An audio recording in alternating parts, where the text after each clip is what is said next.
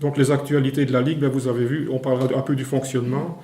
Vous toucherez un mot de quelque chose qui est en train de se mettre en place dans notre pays et sans doute dans les pays voisins et qui touche une approche des malades chroniques. C'est le projet Intégréo-Chronicaire qui se met en place simultanément dans les 3 régions du pays, qui est un plan qui a démarré bien avant Madame de Bloch et qui est en phase maintenant de pré-implémentation. Il faut savoir que c'est bien, mais que ce n'est pas nécessairement bien en ce qui nous concerne. Quelques projets d'information auxquels nous participons, qui ne sont pas des grands projets scientifiques, mais pour lesquels nous restons attentifs.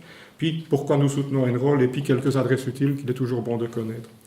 Donc, vous avez vu qu'à la Ligue, le fonctionnement de la Ligue, la nouvelle organisation partage les tâches entre Vinciane, que vous voyez là, qui prend plus l'aspect contact avec les familles, soutien aux familles, et Olivier Graff, que vous voyez, c'est le beau grand jeune homme chauve là-bas. Hein, bonjour. Oui, oui. Bon, c'est un privilège de l'âge. Hein, et Olivier, mais vous avez remarqué, Olivier est avec nous depuis le 1er août. On a modifié, après avoir parlé avec nos travailleurs sociaux et vous avoir écouté, on a modifié un peu la répartition des tâches entre eux. Une personne prend plus le social et l'autre prend plus l'information et la communication. Et on a vu que ça marche mieux. On a le site Facebook maintenant, le site de la Ligue, et on reçoit un certain nombre de visites, un nombre croissant de visites. Et puis on voit dans nos manifestations, à Annevoie il y a 2 semaines et à Gosselies aujourd'hui, plein de nouvelles têtes. Ça veut dire que l'information, ça marche. Donc au conseil d'administration, on fait ce qu'on peut. C'est des vieux pépés au conseil d'administration, même si je le dis moi-même, donc il serait quand même pas mal s'il y a des candidats un peu plus jeunes qui ne fût-ce que venir un peu réfléchir avec nous et voir comment ils peuvent commencer à assurer. Oui, il y a Patrick qui est prêt à donner son badge de trésorier. Donc il faut penser que la Ligue, c'est votre organisation et elle dépend de vous. Pour le moment, au conseil d'administration, il y en a 3 qui ont plus de 70 ans, un qui les approche, et une qui est beaucoup trop jeune et qui a des charges de famille. Donc, si vous voulez que ça continue ou que ça aille mieux, on peut toujours faire mieux, il faut peut-être quelque part se dire, faut y aller, quoi, parce que, vous savez, l'avenir, ton avenir, si tu ne l'écris pas toi-même, quelqu'un d'autre l'écrira à ta place, mais pas toujours dans ton intérêt, il faut un peu se le dire. Donc, quelque part, ça va. On a dit que le site fonctionne mieux, il y a Facebook. Nous avons sorti 1 ou 2 newsletters et on a pris le projet. On en sortira 3 par an, plus une 4e un peu plus lourde. Les 3 premières se feront par le site. Donc, il faut vous inscrire sur le site pour être sûr de la recevoir. La 4e se fera sur papier. Comme d'habitude, elle sera plus consistante avec le rapport de l'année, le rapport du conseil, etc. Mais les informations courantes, on s'est engagé, tu t'es engagé, on t'a engagé à faire ça 3 fois par an. On va avoir besoin de vous consulter pour recevoir votre accord formel pour continuer à dialoguer avec vous, puisque vous savez qu'il y a un fameux RGPD, Règlement Général de la Protection des Données. Et comme quand on communique avec vous, ça veut dire qu'on communique avec une personne potentiellement concernée par une maladie génétique. Donc on doit regarder où on met les pieds dans la communication. Quelque part, votre accord pour communiquer, qu'il soit explicite ou implicite, on va en avoir besoin, donc on devra sans doute, d'une façon ou de l'autre, vous consulter pour ça.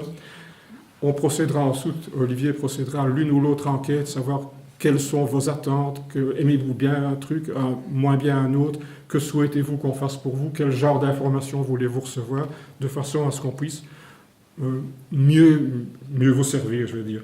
Alors vous avez vu aussi qu'on a fait quand même un peu lourdement quelques appels de fonds répétés. Bon, c'est dû à 2 raisons. La première, c'est que les 2 dernières années, les finances n'ont pas été brillantes. On n'est pas mort, on survit, on n'est pas encore en prison, mais trésorier a un peu peur. Donc c'était un peu serré, et vous avez répondu, merci, vous avez répondu généreusement. La seconde, on n'avait plus fait depuis un certain temps, donc ça valait quand même la peine de vous rappeler qu'on est là pour vous, mais qu'on a besoin d'un peu de sous pour fonctionner.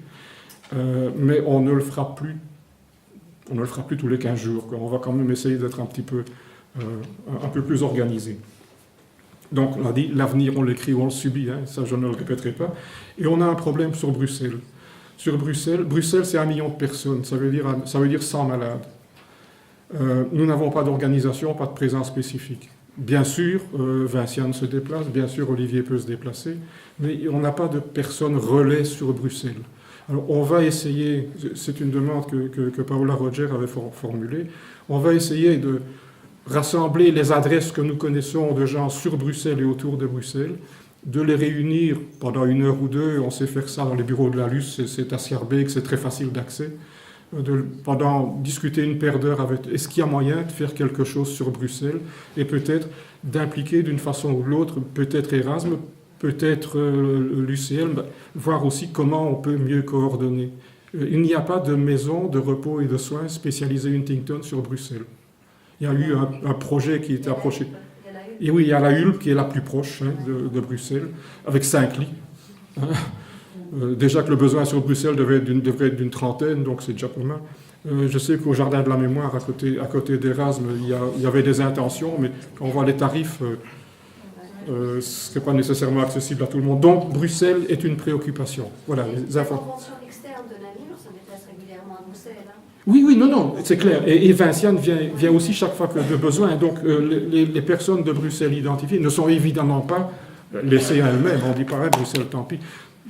Mais ce serait bien qu'on ait un point d'ancrage à Bruxelles, quelqu'un qui prend Bruxelles un peu en charge. Quelqu'un qui viendrait représenter Bruxelles au conseil d'administration, il serait le bienvenu. Bien, je voulais vous toucher un mot d'Integréo chroniquaire. On ne va pas faire très très long. Tous les détails sont sur le site et ma présentation sera sur notre site aussi, donc vous pouvez recopier les adresses quand vous voulez. Mais c'est un plan intergouvernemental pour le suivi des malades chroniques. Tous les détails, vous les avez.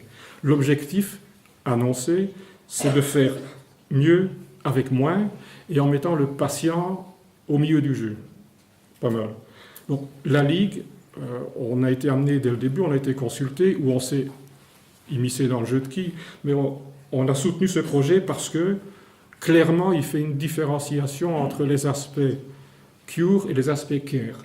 Cure, soigner, care, s'occuper d'eux. Donc, pour une fois, on ne dit plus on soigne, et plus que les gens. Non, c'est un ensemble. Parce que l'idée, c'est qu'il faut mettre en place une organisation multidisciplinaire autour du patient.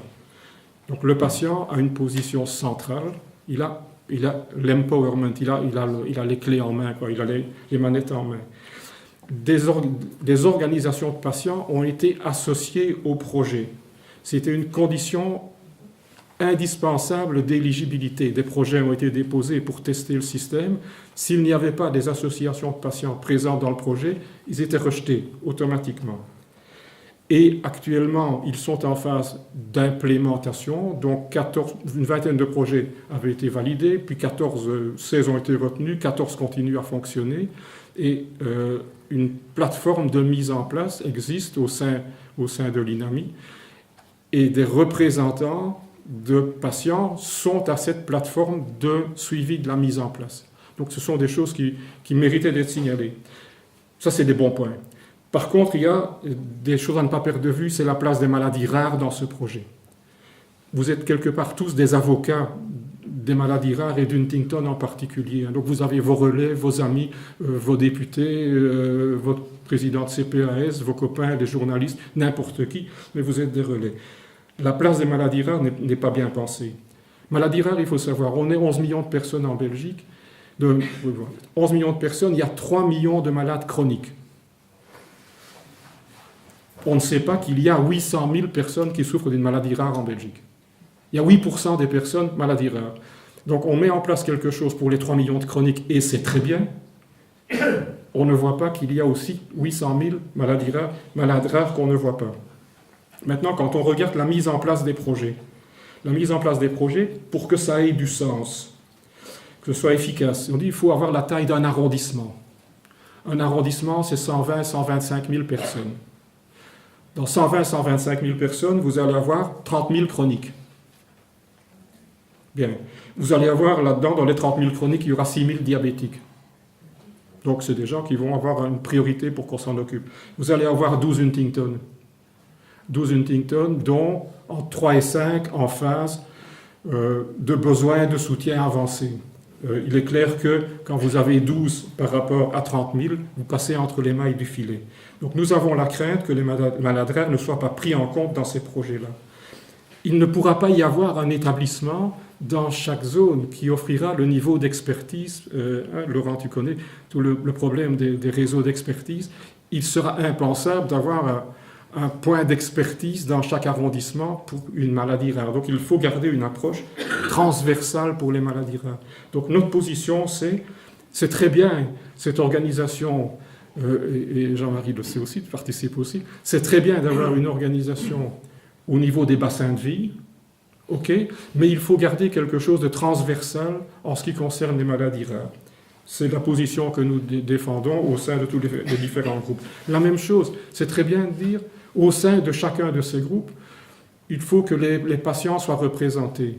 Mais quand ce sera généralisé, c'est pour 2025, 2028, mais quand ce sera généralisé, il y a une centaine d'arrondissements en Belgique. Comment voulez-vous que les représentants de maladies rares soient présents dans une centaine d'arrondissements pour accompagner les projets? Donc, quelque part, bon projet, certainement une bonne idée, certainement un grand bénéfice, par exemple, pour les diabétiques, mais n'oublions pas les malades rares. Bien, c'était un petit plaidoyer pour bien vous motiver. Nous suivons aussi des projets qui se font, qui ne sont pas nécessairement des projets de recherche clinique à vision, à objectif thérapeutique, mais aussi toute une série de projets qui sont en cours et qui visent à mieux s'occuper des patients. Mieux s'occuper des patients, c'est aussi parfois mieux mettre de l'information à disposition de la communauté soignante. Donc il y en a trois, les trois premiers qui sont signalés. Un qui va démarrer aussi en 2019 et qui met en ligne des hôpitaux en Allemagne, en Norvège, en Grande-Bretagne, en Irlande, aux Pays-Bas et en Italie, en association avec les associations de patients dans ces pays-là. Et l'idée est venue, il y a un besoin de généraliser les bonnes pratiques et de communiquer à propos des bonnes pratiques, que tout le monde ait accès à la même information, soignants ou la communauté soignante en général, ou les consommateurs de soins. Et l'idée qui est reprise, c'est, je pense qu'elle vient de Bernard Landwehrmeyer, où elle est de toute façon sur le site du projet, ce n'est pas au patient de se déplacer, c'est la connaissance qui doit aller vers le patient. Donc c'est un projet, nous le suivons. Le problème, c'est que ce projet ne prévoit pas du tout de participation francophone, donc c'est un peu embêtant. On cherche notamment, via les collègues de la Ligue flamande, voir si eux ne peuvent pas mettre un pied dans le pas de la porte du côté hollandais, et qu'à travers ça, on puisse avoir quand même un suivi suffisant. On essaye. L'autre était un autre projet lancé visant les patients, visant les familles, les patients, qui était du Quality of Life Working Group autour de l'organisation européenne, donc le groupe qualité de la vie. L'idée avait été, là-dedans, on doit mettre toute l'information utile sur un seul site, accessible en un seul clic, et dans un langage accessible à tout le monde, au langage de monsieur et madame tout le monde, pas un langage trop technique ou trop scientifique, et dans autant de langues nationales que possible. C'est en cours. J'espère que les deux vont quelque part se coordonner, éviter de dupliquer, de faire du boulot. Mais c'est en cours. J'ai aussi appris, je n'ai pas de détails, peut-être Laurent plus, que sous la supervision du professeur Bachou-Lévy Paris, ils ont procédé à un inventaire de tout ce qui avait été connu, publié, pas publié, depuis la nuit des temps à propos de la maladie d'Huntington pour en faire un assemblage en langue française, accessible notamment aux patients. Donc on attend de voir que ce soit publié. Les validations sont en cours, ce sera dans les mois qui viennent, mais vous trouverez le suivi de tout ça normalement sur le site ou via Facebook. Dès qu'on a quelque chose, on le communiquera. Nous sommes présents à la plateforme des conventions Huntington, sclérose en plaques, etc. du ministère de la Santé, où ils se sont déclarés disposés à nous aider à mettre les informations à disposition. Eux ne peuvent pas les écrire, mais peuvent nous aider éventuellement à participer à des traductions. Donc on travaille là-dessus à essayer d'améliorer l'information qui est disponible pour vous. Un projet un peu similaire est en cours dans la région Meuse-Rhin, mettant en piste les provinces de Liège, de Limbourg, puis je crois que c'est le Brabant néerlandais, Maastricht, la Rhénanie, Aix-la-Chapelle, de façon à avoir une approche commune pour certaines maladies rares, dont Huntington, dans l'ensemble de cette région. Si d'excellents soins sont disponibles à Liège, un patient de Maastricht ne devrait pas aller à Groningen ou à La Haye. C'est un peu l'idée générale qui est suivie. On suit ce projet, on y participe. Et puis le reste, on a participé à la Fondation Roi-Baudouin sur une prise de position qui a été publiée sur le site de la Fondation pour les maladies rares. On a participé récemment à toute une réflexion qu'ils sont en train de mener sur les tests génétiques, faire, pas faire, faire comment, faire quand. Les publications vont suivre. On a aussi donné notre avis parce que nous sommes plutôt positifs en ce qui concerne les tests génétiques, mais ma grande surprise, tout le monde ne l'était pas. Puis le fonds Gerd Noël, on avait sollicité un petit coup de pouce, un petit peu de sous, mais ils ont dit qu'on était beau, qu'on était gentil, mais que ce ne serait pas pour cette fois-ci. Mais on recommencera. Maintenant, et c'est pratiquement fini, Enroll, sorti de la théorie et tout ce qui a été dit. Pourquoi c'est important de participer? Ça permet de planifier tous les événements de l'existence. Avoir des enfants ou pas.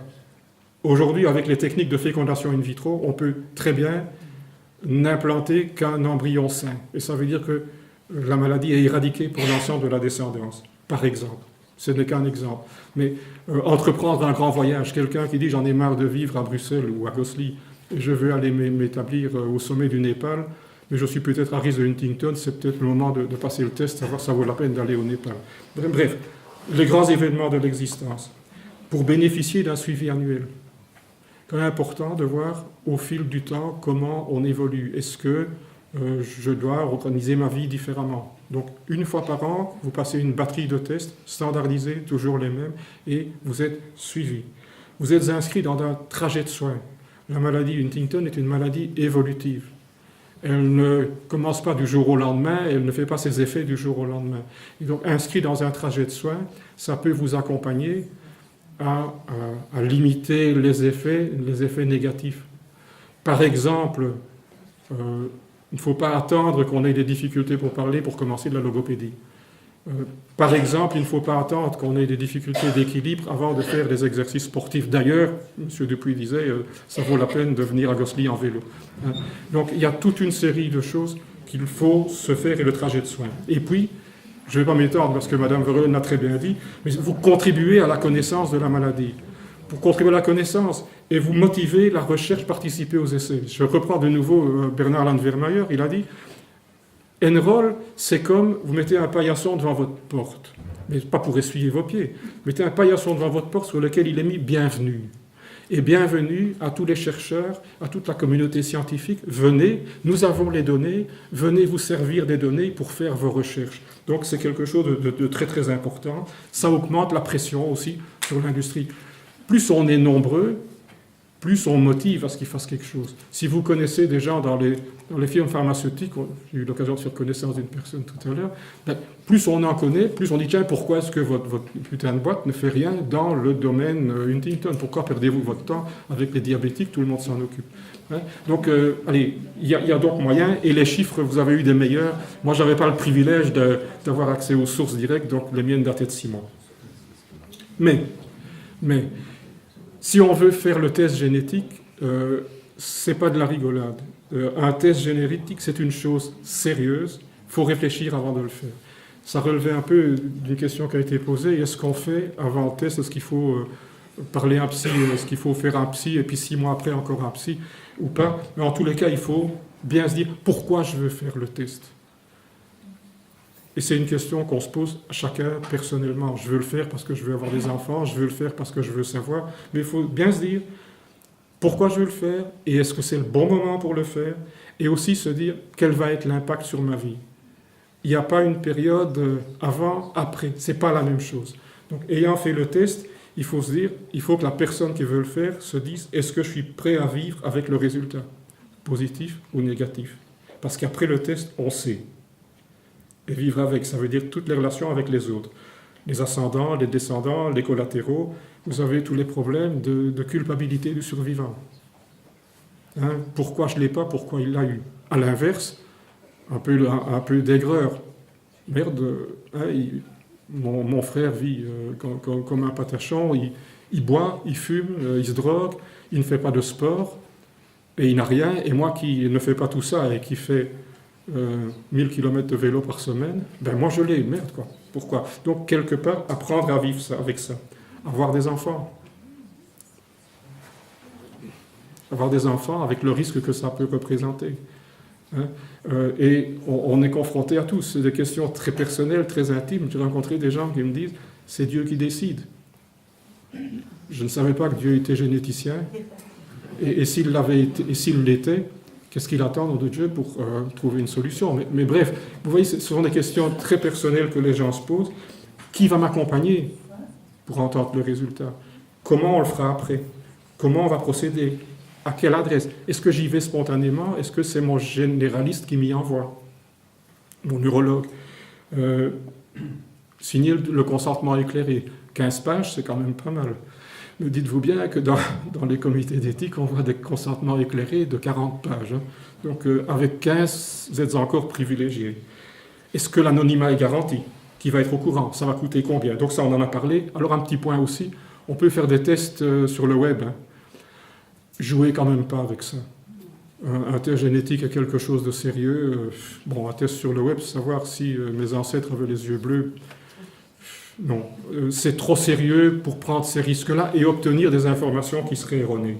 Puis vous avez des questions dans le milieu professionnel.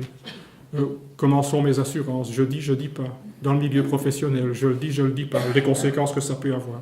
Mais dans tous les cas de figure, parlez-en aussi autour de vous. On est plus fort à plusieurs. Partager l'information, se préparer à passer le test. Donc, c'est pas simplement youpi, j'ai décidé, c'était chouette à Gosti, je fais le test demain. Un peu bien réfléchir, savoir ce qu'on fait parce que c'est pas neutre. Eh bien, c'est à peu près tout. Quelques adresses utiles, puisque souvent, nous sommes à la recherche d'informations, nous sommes à la recherche de sources. Ne prenez pas de notes, c'est sur le site. Mais la première, c'est notre adresse. La seconde, c'est le site web. La troisième, le site de l'organisation européenne EHDN, European Huntington Disease Network. Et en cliquant sur le bon coin en haut à droite, vous avez tout en français. Et là-dessus, vous avez y compris les adresses qui concernent Enroll. Vous avez eurohuntington.org. C'est l'équivalent de la Ligue, mais au niveau européen. Donc c'est notre FEB à nous, si vous voulez. HD Buzz, information mise à disposition, vulgarisée, information scientifique vulgarisée et mise à disposition de tout le monde. Et je dis YO, destiné aux jeunes. On ne parle pas aux jeunes en langage d'adultes. Et donc, l'information Huntington à disposition des jeunes, par les jeunes. Les gens qui voudraient voir ce que c'est un malade Huntington, ils peuvent aller voir What is Huntington en vidéo. Et à savoir s'il y a des tests cliniques en cours ou quoi, il y a un site européen qui donne un peu l'équivalent des tests cliniques. Alors moi je dirais, ce qu'on dit à chaque fois, c'est peut-être la plus curable des maladies incurables. Ensemble, de toute façon, on est plus fort. Merci.